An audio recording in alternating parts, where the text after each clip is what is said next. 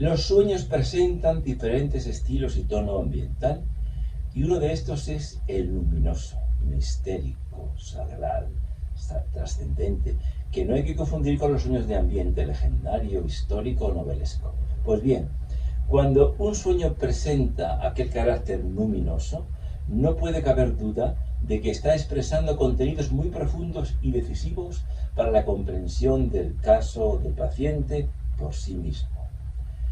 Midas Vos habla de los sueños y dice que los sueños se viven y se vivencian en ellos todas las situaciones humanas posibles: reflexión, duda, ocultamiento de algo o de alguien, sueño dentro de otro sueño, análisis del propio sueño y, por supuesto, situaciones mistéricas, iniciáticas o sacrales. Y para él son los ambientes y no los objetos lo significativo.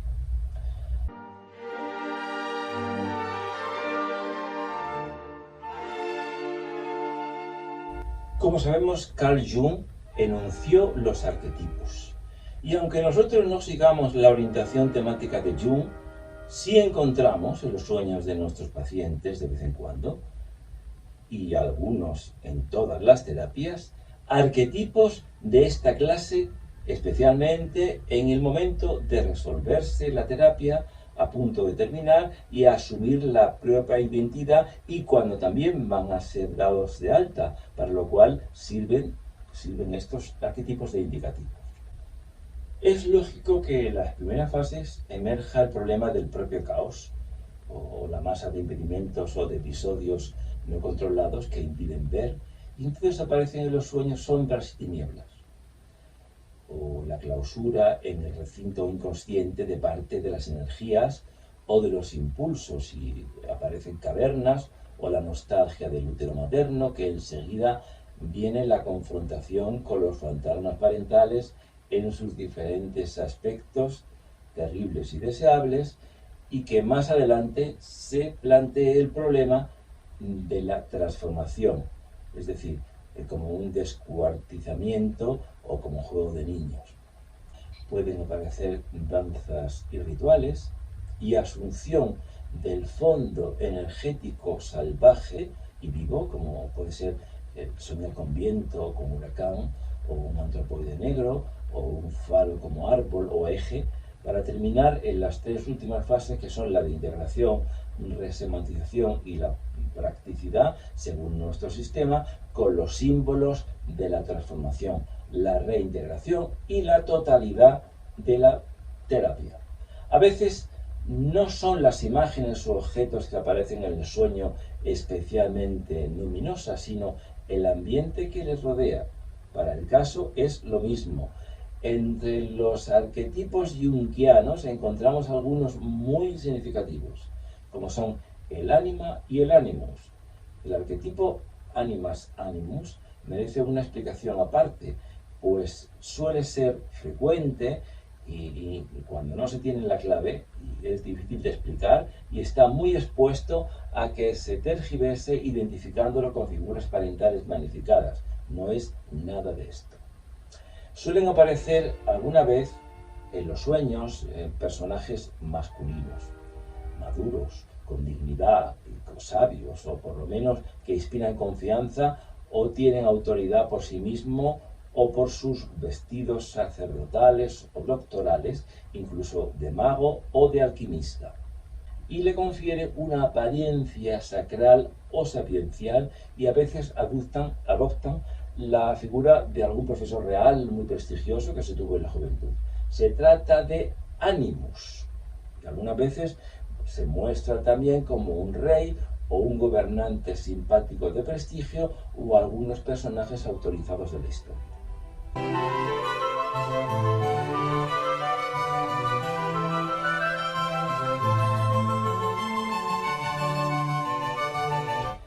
En los sueños de mujeres es frecuente que aparezca doble o cuádruple, o como colectivo de doctores, de generales o de monjes. Otras veces, y especialmente en los sueños de hombres, aparece una mujer joven o no tan joven, pero casi nunca senescente, como en el caso de el animus. Una mujer desconocida, luminosa, ideal, extremadamente hermosa o con poderes benéficos, que es el ánima, que a veces adopta la figura conocida de reina o de alguna mujer prestigiosa por sus obras poéticas o científicas o del mundo de la política. Su emergencia en los sueños es siempre de significado positivo y denota el alumbramiento de nuevas fuerzas, de la identidad o de la madurez de carácter hasta entonces inexistente. El ánima en los varones significa sus reservas inconscientes más ricas y fecundas, que se hallan a punto de hacer eclosión, o ahí ya disponibles, y a veces se presentan como una adolescente en pleno desarrollo. El ánimus en los varones presenta su parte más madura, su racionalidad y su capacidad de visión sapiente del mundo. Así, el ánima y el ánimus en los sueños de varones presentan un significado opuesto complementario y siempre positivo: la tensión dialéctica fecunda de vitalidad emergente e integradora y racionalidad catalizadora.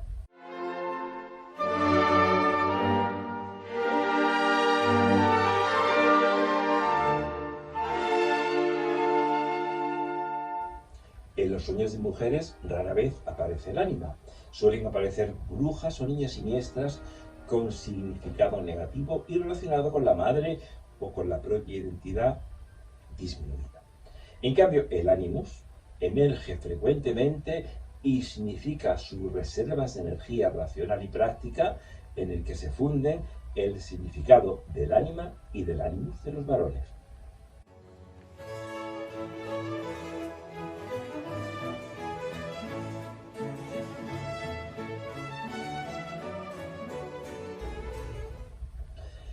Por lo demás, la joya Kosbakait literalmente es la preciosidad o lo valioso, el tesoro de su doble posición de escondido y hallado o pretendido en el monte, la fuente, la ciudad santa, la perla, la serpiente o el dragón copulando, formando círculos con símbolos de la integración posible o ya realizándose de la propia identidad y de la totalización de todas las energías y de la potente unidad yo.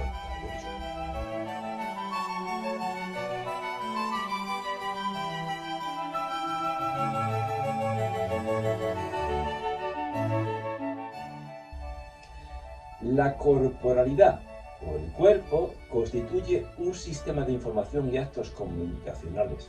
El cuerpo es pura dinámica comunicativa y práctica, de intercambio de diversos tipos de información genética, ambiental, social, expedicionaria, afectiva y transmisión de intenciones, impulsos en acción sobre el mundo real.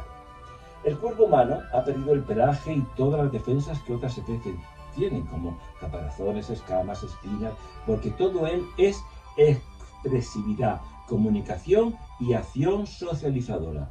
Tal vez sea la misma energía que fluye desde la vida inconsciente hasta la piel, pasando por los órganos, vísceras, vasos y mucosas, hasta convertirse en palabras, en afecto y en acción.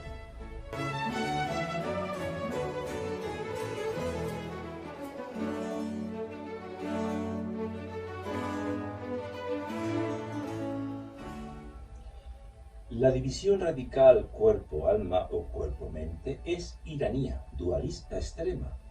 De Zaratustra, siglo I y II a.C., el zoroastrismo es una corriente que surgió en esa época, y Mani, sabio persa que elaboró el maniqueísmo, doctrina religiosa del siglo III después de Cristo, y posteriormente es helenística, que se divulgó por el Imperio Romano, Edad Media Europea, mundo islámico, Asia Central y China. Desde luego no es bíblica, y sí de Platón, siglo III a.C., que distinguía soma, psique y nous, así como también de Aristóteles.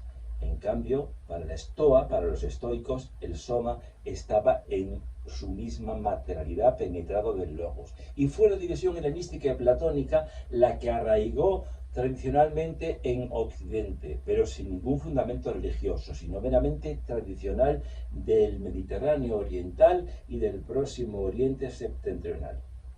Lo que sí es cierto es que las manifestaciones conductuales del sujeto humano son múltiples y muy diferenciadas, y que esta diversidad cualitativa no se explica desde la neurofisiología, tal como actualmente se trata, sino es cierto que el cuerpo anatómico de que parte la neurofisiología no es sino un corte artificial dado a una masa de hechos mucho más amplia cuyos límites no se pueden precisar científicamente. Y también podemos decir que la vida psíquica y personal del sujeto configura, se inscribe y se proyecta y se externaliza expresiva y prácticamente en y por el cuerpo, que es el resonador nato de los procesos psíquicos que se inscriben como síntomas o como señales.